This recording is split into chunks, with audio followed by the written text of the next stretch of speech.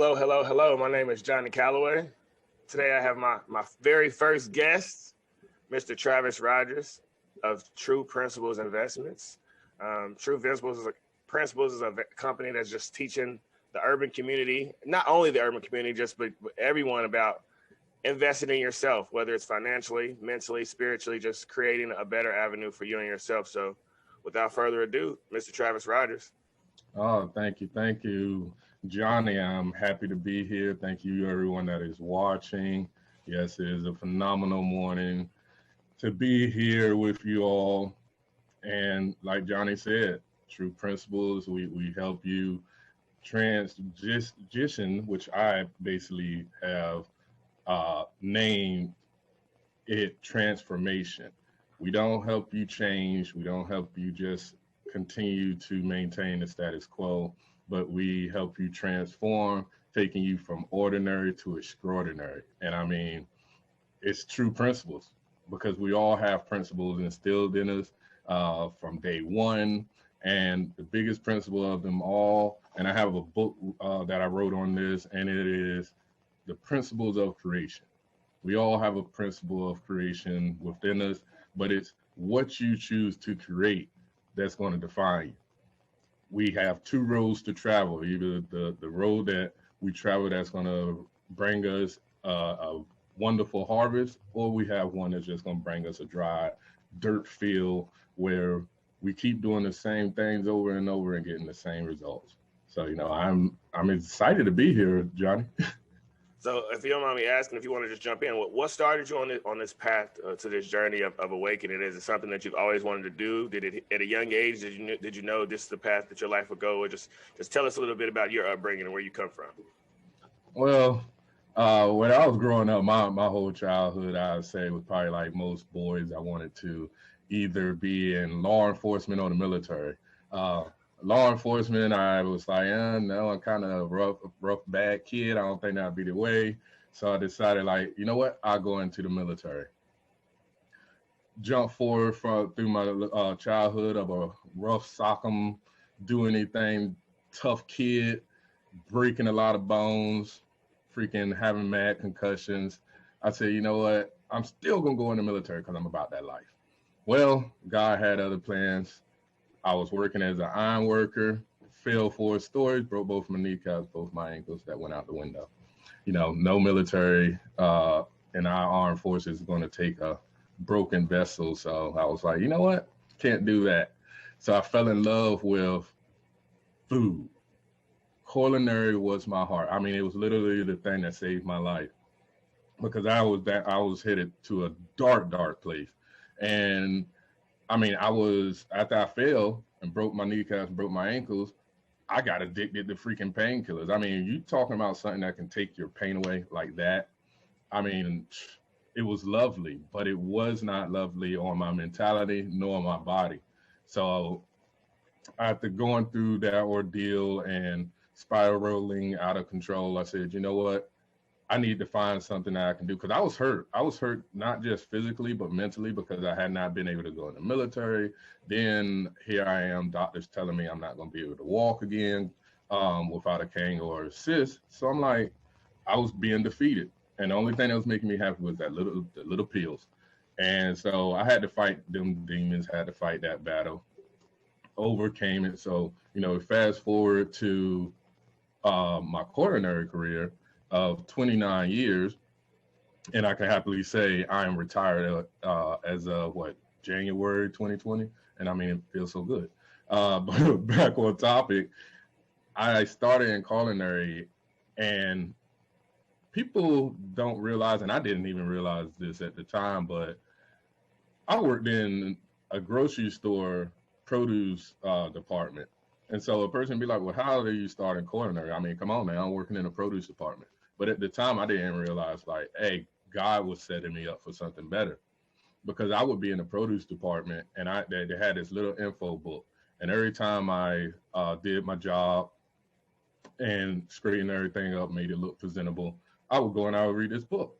So when I would read it, when the customers came in, they had a question about what would go with what, how would you use it, this, that, and third. I could just recall what I read in the book.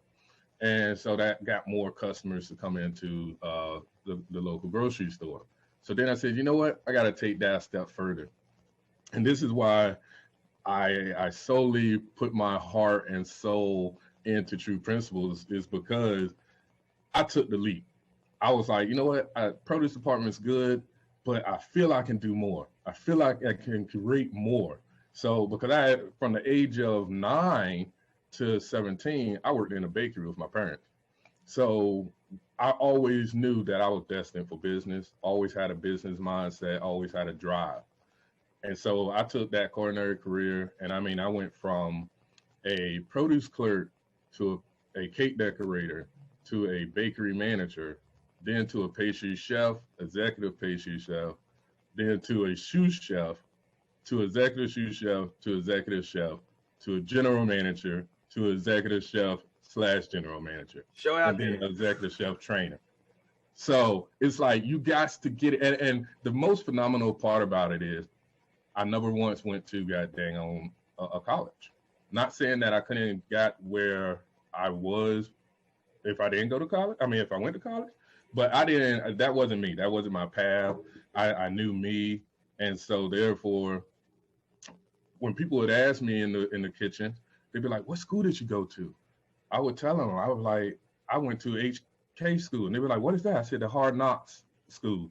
I mean, because once you learn the hard knocks, it's like either you're gonna have to keep relearning the same thing over, and that's gonna just put you in a whole different realm inside your mind and in your body, or you're gonna learn from it and earn from it. So therefore, I was like, hey, I had that mentality that no matter what, like people would say, "Can you do this?" I never forget. I started in a pastry shop that primarily made macarons, not macaroon, not the coconut cookies, but the macarons, the ones that are nice and fluffy and just heavenly to eat. You can make a lot of flavors out of them. Well, I had never made them before. And I walking into the shop, had already applied for it because they had cakes that they did as well. And I was good at doing custom cakes. And so as soon as I get there, I'm already met by a woman. And I don't care what no man say, there are some strong females out there that can say stuff or come across and have you kind of feeling a bit intimidated, especially if it's in a different field or field that is more primarily accustomed to women as well. And so, I'm in the kitchen. This lady, she comes up to me and she introduces herself. She lets me know, like, hey, I I studied abroad making macarons. I did it with French pastry chefs, some of the top names in the industry. Da da da da da. And I'm like, oh man, I have not ever made a macaron. And I was like, I've always wanted to, but I know they're difficult. So I stayed away from them. But the lady, the way that she kept boasting, and it's actually not boasting. Well, actually, okay, yeah, it was. The way she was doing it was straight up boasting. But she was still letting me know her achievements. So I wasn't like knocking on, wasn't mad to the point like, dang, you down to me because I don't know how to make them. No, that right there ignited me. And I was like, you know what? Just because you went abroad don't mean that I can't do it. So you know what I did? I went home. Thank God for YouTube. I didn't have YouTube when I was growing up, but now you can learn a lot on YouTube. So I got on YouTube. I read books. I asked other people that I knew that made it, and I studied. And within 2 days, I came back. She was off one day. They needed macarons. I made them. I was even shocked myself that they came out as good as they did. They had the nice feet and everything on them. For those that know how to make macaron, and I mean, there was like freaking a point away from perfect. So when she heard this the following day, when I came back in, the lady had quit. And I was gonna say that's impressive. Not to say that's pushed on our community, but a lot of young men feel like if they don't have a college degree that they can't go out and be successful. So to hear your story about how you didn't go to college and then you put somebody in a position to feel a little insecure because of your knowledge, that speaks to the audience and what the listeners and the young people can hear, that you control how far you can go if you're willing to put in the work. Oh yeah, and I mean it's so powerful because just like you said, it's not even the fact that you didn't go to college, that you are struggling in school right now, and I will definitely tell our young men and women that are in elementary, in middle, and high school, stay with what you are doing. Stay with that process. Don't be trying to rush it. Because I also go to college. I also am a high school dropout. I dropped out at the 10th grade and went to a military school because I was that dang on rowdy. Like, I skipped school a lot. I remember my parents getting called to school and they saying, well, you know, it's 300 something plus days in school. Guess how many days your son been here? My mom looks at them and say, how many? They say 12. So that could tell you, like, I was out in the streets. I mean, I hung with some bad characters. Freaking, I'm not afraid to admit it. I joined the local gang and stuff, and just did all types of crap that ultimately could have snuffed me out quick. And what really hit home for me was I had, and I still have, because he's right here, a cousin, and people that knew us would kind of consider us like twin cousins because we were born on the same month, same day, same time, just different years. And we was always together, always hung together like two peas in a pod, always had a similar idea, always joked a lot. But my cousin was really, really, really, I mean, you could put him on the level of on his way to a kingpin. And he got snuffed out.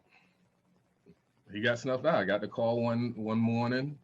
My mom came, woke me up, and was just like, have you heard from your cousin? Have you heard from him? And I was like, no. And what really hurt was it was 5 days before our birthday. I had just talked to him the night before. He was supposed to go out with me and my little high school crush. And he was like, no, I got to go do something, blah, blah, blah. And I was like, well, you want me to come with you? He's like, no, you was going to enjoy your time. Go ahead. And to have that experience, to go to sleep, talking to somebody, and then wake up the next morning, they're gone, it really hit. And I mean, for years. And then to have friends that I lost to the streets the same way. And it was like a domino effect. And so right there, I said, you know, I got to do something different.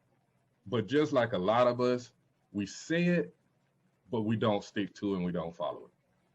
We'll have an instance in our life that will shake us, wake us up, and we still ignore it.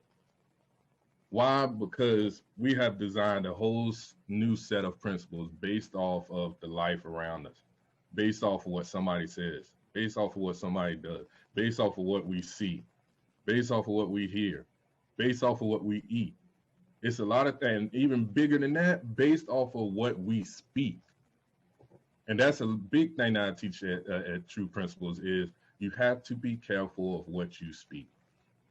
Because I was always speaking that, you know what, I don't care if I die by 21. I don't care if I die by this day. I don't care about this person. I don't care about that. It was a lot of I don't care. And guess what I got in return? A lot of I don't care.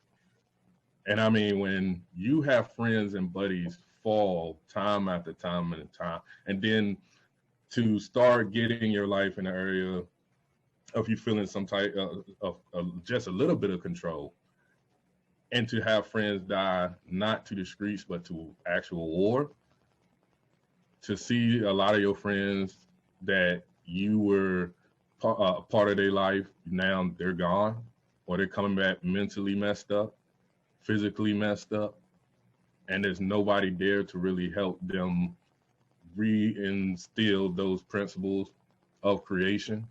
Yeah, that's something that's not spoken about a lot is how people return from war. So being that you have friends that have returned from the military, you know, what's the aspect of life, or how different is returning from the military versus returning from the street life? Oh, it's totally different. It's totally different. Because the whole thing that a lot of civilians don't realize, and I mean, I haven't personally been in actual everyday combat like a lot of our men and women in the armed services. but I've been in some combat. I've had my share of bullets whizzed by my head. I've I've actually returned fire. Had to get behind things of cover and not of concealment. So to have guys that are coming back, that their daily routine is to always be on guard for the next threat, always constantly, and that's what's so big, and it pours over to our law enforcement as well. Is a lot of us citizens don't realize the mind games that go on with even those individuals. So you put the police and the armed forces together, and we talk about them as a whole.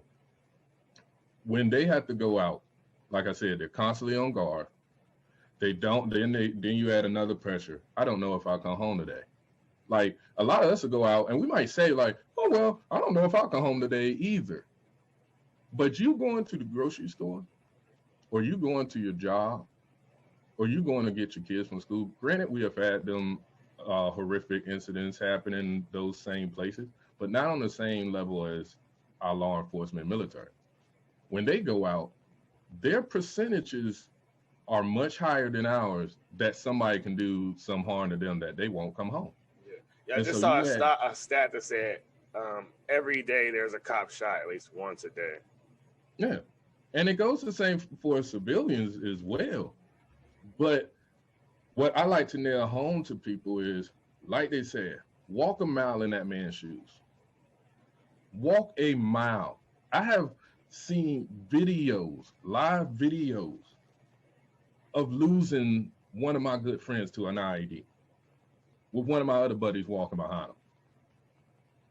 That right there is like you're not going out your dang on house and freaking worrying about walking on the goddamn ID and it just looks like freaking trash. You're not worried about, hey, if I walk past this car, this person is going to jump out and shoot me. You're not really worried about that because you're going about your everyday life as you should. But the real big principle that we teach here is put yourself in someone else's shoes. If you was that officer, like, what would you have done?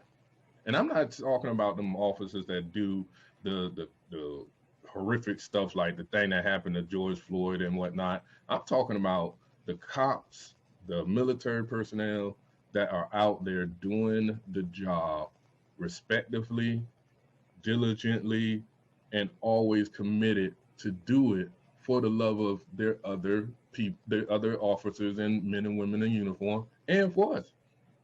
Yeah. Because I you guess think about it. I was going to ask you a question. This is a question that we never put out there. We never posed. Like it's really easy in the mainstream media. They paint the narrative that all cops are bad, all cops are terrible, and then when there used to be the narrative of they would judge one black man for a crime, we would always say, don't judge us for the sins of one black man. Why do we paint the narrative that all cops are bad and we get offended when they try to paint the narrative that all black men are bad? Do you see the double standard in that and how it gets played? Because that's what the media does. That's what the media does. Because a big thing about that is misdirection. Misdirection is very right. That's why a lot of people like magicians. Magicians don't perform magic. It's misdirection. They actually take your mind somewhere that you've never been before, and you don't actually see what's going on before you. Like the eyes record. Like if you was actually to break down your mind and actually rewind it like a record player or video or something, you would start to see everything you missed in between. But because of its nice packaging, we don't see really what's going on. And a lot of what has always went on to a lot of cultures, but especially as African Americans, has been, hey, words of negativity. Post words of negativity towards the black man, but then we'll use another avenue that will actually stack onto that. And the more we stack onto it, the more we fuel the fire by negativity and what will attract the individuals of the minority population, then we're going to get absolutely what we want. Riots that are supposed to be protests, different organizations that are started, won't name any names, that are really not for us, but just because of the labeling on it, the labeling of them. It's like going into the store and you picking up a bottle of Tylenol or you picking up a bottle of acetaminophen. They both are the same ingredient. But guess what? The Tylenol costs more, and because the Tylenol is on the commercial more than the generic brand, you ain't gonna trust the generic brand because you ain't never seen that. You ain't used to seeing the generic brand. You used to seeing the Tylenol with the pretty label, the nice lettering. Even though it costs $11.99 for the little bottle, and this little bottle over here costs $4.99, well, because it costs $4.99, I ain't gonna buy it. I ain't gonna believe in it. Yeah, you can tell me all you want that it's the same thing. You can even show me that it's the same thing, but you guess what? My brain has really triggered that principle for, because what principles are is our beliefs that cannot be easily persuaded by other people's beliefs. And to piggyback off that, I really like the way you phrased that. So I wanted to ask a segue question with that as well. So with knowing how the media portrays, the misdirection, with the whole comment, remember when Martin Luther King said, I want my children to be judged by the content of their character and not the color of their skin. Do you think as a society we went the wrong direction when now everything is simply based around the color of our skin and not knowing if you're a good person or a bad person? We're just solely, you're black, so this is how you should be, versus you could have bad character. Yeah. Yeah. And do you think the media did that on purpose to misdirection his message? Absolutely. Absolutely. Because like I said, it just goes to that misdirection, that distraction. Because it taps into the mind of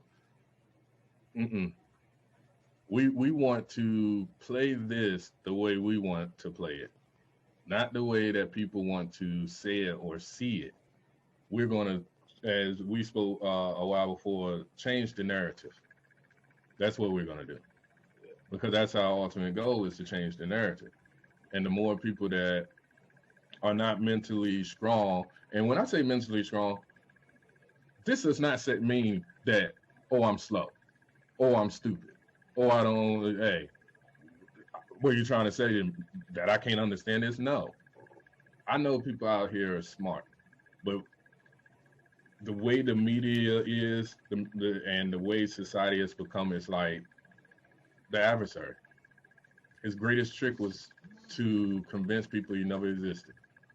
I would totally agree off that. So so to take that, is the media or the negative imagery of the black man what made you always aspire to be an entrepreneur or have your own ownership? Most people care about the minimum wage, and I always say that as a man, you should never care about what's at the bottom. You should always care about what's at the top.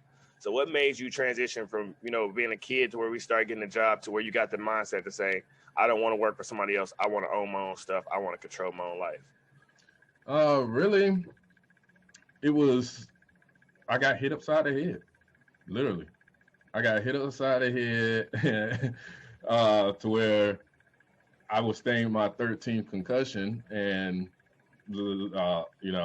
it brought so much light and clarity to me. Like they old folks used to tell me back in the day that you have to sometimes get literally knocked upside the head by God to actually listen. And even though I've been through a lot of stuff, I got hit one day by just sitting down on my couch, hit my head so hard, hit my node in the back, major concussion. But just prior to that, the Lord had spoke to me while I was walking from work. And he said, this will be the year of the black man. And I mean, I could tell, like, some people be like, what, you Lord? But if you're a believer, if you have that faith, you know what I'm talking about when he speaks to you. And I mean, I was like, are you joking? This can't be. I asked the question again, and I heard the same answer. And this was in 2019. The next day, I got up and I started telling people at work, hey, I'm going to be a motivational speaker. Hey, I'm going to own my own business. Hey, I'm going to help people with stocks and improving their finances. I'm going to basically improve people's health and wealth. You know, I don't got the name for it. I don't know the da da da da da. Just going through the lines, but I'm going to do it because that's how faith works. So therefore, the very next day, and this is number 3. Hey, the Father, the Son, and the Holy Ghost. I said, Lord God, this be you. You gonna make it so. He said, well, follow me, and I will show you everything you need to see. And so we fast forward to COVID. Boom, January, right before COVID hit in February, January, I was in the coronary field working hard. Still, and I had my concussion then, was supposed to be off for 8 months. Said, whatever, I'm going to chase this money. Been working. I mean, I'm puking at work. I'm hurt. I'm this and that. Everything's dizzy. Health is getting real bad. Still going to work. I have kids to provide for. So then the next thing I know, I remember writing down, and even the Lord telling me, February of 2020 will be the last time you work for anybody. And so here I am still trying to work. Come close to the end of January, I'm laid off. I'm devastated. I'm freaking like, I don't know what to do. Go through February, March, April, I'm having no assistance from PUA, no assistance from VA, unemployment. I'm getting no financial assistance at all. I said, dang. So then I started looking into, hey, well, I got to get my health right. But I'm still worrying about that mighty dollar. For a good saying that we teach and that we preach is, money is a horrible master, yet a wonderful servant. If you always working for that money, you're going to continue to work for that money. So I was like, you know what? I'm going to work for that money.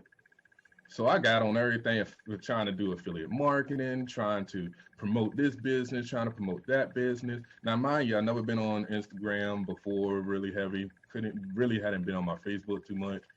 I wasn't into that area. And so then when I had to learn all this stuff, I'm like, all right, then I need to go hard. I need to do this. I need to do that. I'm watching YouTube videos. I'm doing this. I'm doing that. And none of it is getting me any closer to my financial goal. But what it is getting me is a lot of frustration, a lot of stress, a lot of depression. I mean, I was so depressed, I didn't want to even get off the couch because I really couldn't. I was suffering from my 13th concussion to where I had to lay, basically, there's 24 hours in a day. I laid about 22 of them hours in a room, silent, with noise canceling headphones on and a towel over my eyes. And that was my day. When I did get up, I was trying to do stuff on the computer, trying to learn about this, trying to learn about that, trying to rush the process, and nothing was happening. Until the day I surrendered everything unto Him, our Heavenly Father, who keeps the smile and keeps the blessings keep on coming. I said, you know what? I'm going to give you everything. And at the time I was working on a podcast, and that's how we had first met. And I said, you know what? I'm going to put this into action, Lord. Didn't really know too much besides might and speak. So I went up in my closet one day. I said, you know what? I'm going to sit here. I'm going to record an awesome podcast. I started feeling better. I said, Lord God, you know, give me the words to speak, come into my life. I mean, I'm going through a good, immense, heartfelt prayer with him, right? And this is why being in a prayer closet is so great. I'm sitting there and I start praying, and I'm looking up at the with my eyes closed, but I'm looking towards the light that's hanging above me, and the light gets brighter. And I said, with man brain, I said, well, there's no way that this can be happening. And so I put my hands on my eyes, and we all know you can still see residual light, at least like a good time out, even after you turn off the light. So I'm holding the light still bright. So I put my head down with my hand still over my eyes, and I said, Lord God, if this be you, you show me it's you, and I will turn completely to you and always be working for you to not just better myself, but to better other individuals. And I'll never forget because I actually have it on recording. It was a little storm that day. And literally, the more I talked to him, I asked him to show me, it got the crackling of the thunder got louder and louder and louder. And then all of a sudden, I said, Lord God, is this a joke? And the moment I said that, my life changed because he literally showed it to me. And I said, you know what? It's full steam ahead. He said, son, I want to take you away from some things that's going to hit you in the heart. And I mean, I lost a relationship that basically almost destroyed me. And I was like, but had he not warned me before, because he goes before us to make every cricket place great, I was like, Lord God. He said, hey, I will connect you with individuals that will help you prevail, help you excel. I said, okay. Even before I left, because right now I live in Texas, but I used to live in Virginia. He said, when you go up in that airplane, so will everything else. And when I was back in Virginia, I started working it with stocks because he said, I want to teach you the art of and the principle of creation. I'm going to teach you how to build your health as well as your wealth. And if you see, we're talking about your health first because the money doesn't matter. Because if it mattered, just think about all the dang on celebrities we've lost this year by their own hands. Think about all the people you might know in your circle that's had money but are gone. So the money can't really save you. The money is just a transference of currency for your services to one person and another. But one thing that can get you that financial freedom, and this is a golden nugget, and people can start immediately, gratitude. Gratitude and being humble and having love, not just for other individuals, but for thyself, because it starts here first. Because you can't be a rotten person expecting to give out love. It just don't work. But if you have, and definitely expect to get it back. But if you have it already, it's hard for people to dim out that light. They're either going to move away or they're going to gravitate to you. Because light and dark can't dwell in the same house. So no matter how much they might nag at you, how much they might be negative, you have to stick on to that principle. And that's really what drove me to start Tru Principle, is to give people a true way out. Not give you something that's going to last for 10 seconds, 10 minutes, a couple of days. No, I'm talking about something that will transform your life. So what advice would you have? What advice would you have for young men who are in similar situations, who they know they need to do something different, but because you know how the fear is and the indecisive is, like what? Just talk about what what really made you step out on that leap of faith. I know you talk about you got the word from God, but just talk to the young boys about what really made you say, all right, today is the day, and then just give them any advice for they indecisiveness on taking it, whether they're stepping away from a relationship or just starting their own business or stepping away from a job, just whatever you could provide to the youth.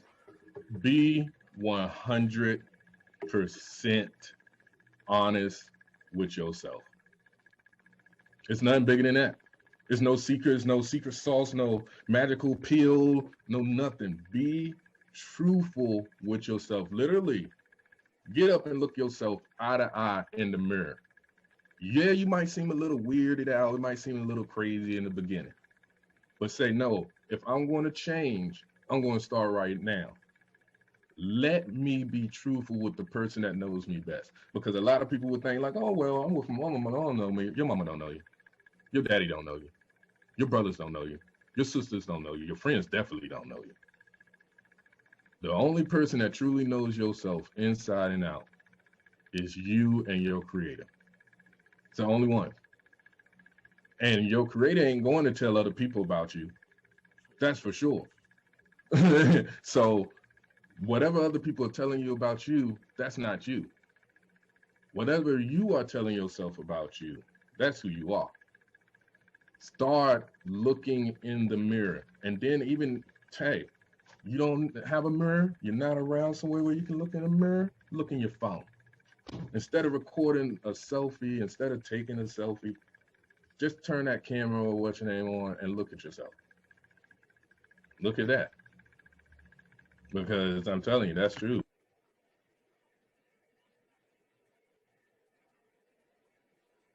All right, so I'll say so. So what's the first step? Let's say if someone is that they at their job and they know they want to start their own business. They know they're not or even if they just want to learn about stocks or anything. You know what percent would you tell them to look on YouTube? Is there a book you would recommend? You know, what's the first steps or what direction should they go? First direction I always speak of is that mindset. Before you even really get into, I want to download an app, I want to read a book, I want to YouTube it, check your mindset. Because investing is 90% mental, 10% technical. So put that in perspective. The major investors, the people that are really getting wealthy off the stock market are 90% mental and 10% technical.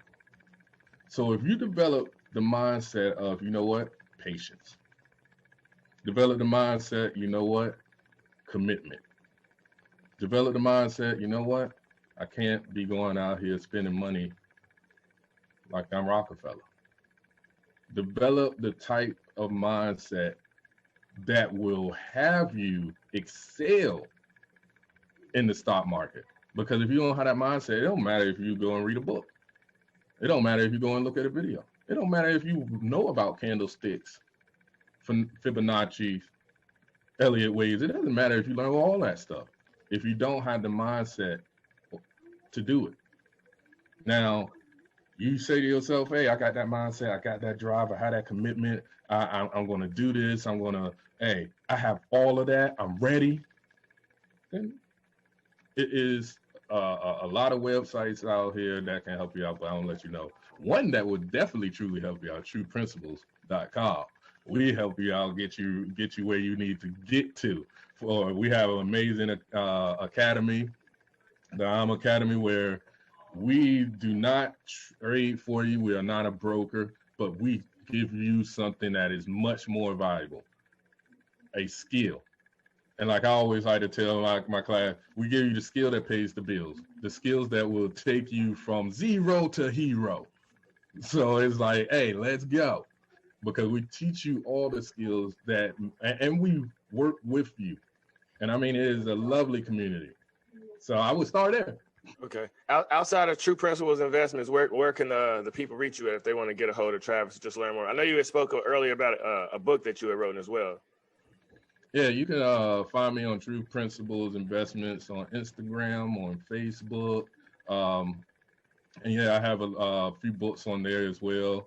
And also clothing line with Teespring. And we'll put all your information in the description for the information for your book, your Facebook, your Instagram, your website. It'll all be listed. Oh yes, most definitely. I love the support. And like I said, anyone out there that is doing the same thing, anyone out there that is looking to advance, hey, that is what we're here for. We're here to elevate you because we like to be like true with you. And because once you are true with yourself and you have that self-worth, like, hey, you know what, I'm gonna do it. I'm tired of lying to myself that what I'm doing is gonna get me where I want to go. No, you got it all wrong. And one of the biggest sayings that I have that I had to lay on someone the other day is keep this in mind. I know it's going to be a little tongue twisted, but keep in mind, I also got a shirt, so if you get tongue twisted, the more you know, the more you grow. The more you grow, the further you go. So always keep that in mind too. Hey, I got to know more. I got to know more. I got to know more. Because why? I got to grow more. Got to grow more. Got to grow more. Why? Because I got to go further. I want to go further. I'm going to go further. I am further. Okay. Because, like I said, you watch the words that you speak. I am. Yeah. I'm going. I'm there. I want. I'm now. Hey, I am that. Okay, so to close it out, there's a quote that I heard, and it said, and to paraphrase it, if you want to leave something behind, you plant a tree, but the tree could take 1,000 years. So if you wanted to give it to another person, you just tell another man. So if there was one success secret or just one thing that you have that has pushed you through life, what's that you want to leave behind? If you left the world today, what's one thing you want to leave behind to inspire the world?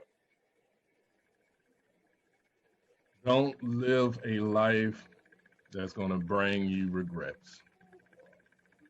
And don't, and I mean don't ever, ever, ever, ever, ever let no one, I don't care if it's your mama, your daddy, your cousin, your bestest bestie, don't let anyone that is willing to speak negativity on what you want to go for and what you believe that you can inspire, what you believe is truly you.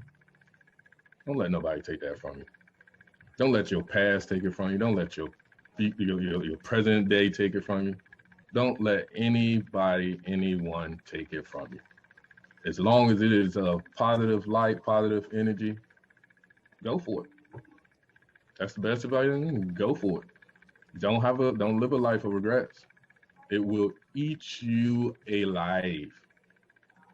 All right. Well, thank you for your closing thoughts, Mr. Rogers. Thank you, Johnny. The people know where to find you at. Hit his website up. Check out his Facebook. Follow him on IG. Cop some T-shirts. Yes, sir. Buy Yes, 12 sir. copies of the book. Yes, sir. I'm telling you, it's time to create, people. It's time to get out there and create. Yeah. So Thank you once again, Johnny. I'm thankful and grateful for you having me on. Oh, no problem. Thanks for being a guest. And until next time, we out, and we'll be back later with more guests. Thanks. Yes, sir. Oh yeah. Like that.